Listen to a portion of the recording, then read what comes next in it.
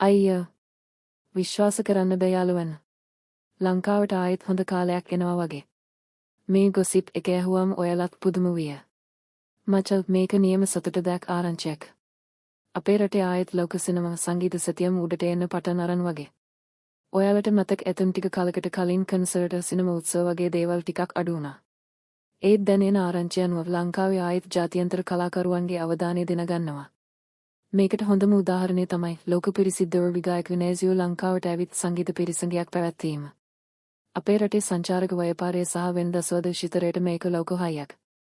නේසියෝ වගේ ජනප්‍රිය කෙනෙක් ලංකාවේ පිරිසඟයක් පැවැත්වීම කියන්නේ ලංකාවේ තාමත් ජාත්‍යන්තර මට්ටමේ ඉවෙන්ට්ස් වලට සුදුසු තුනක් කියලා ලෝකෙට පෙන්වනවා වගේ වැඩක්.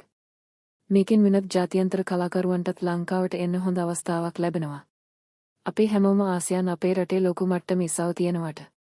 ඒකෙන් රටටත් හොඳයි අපිටත් හොඳයි. ඉතින් මචං මේක ගැන ඔයාලට මොකද හිතන්නේ? නේසියෝ ආපු එක ගැන සතුටද? ලංකාවට තවත් ජාත්‍යන්තර කලාකරුවන් එන්න ඕනේ කියලා හිතනවද?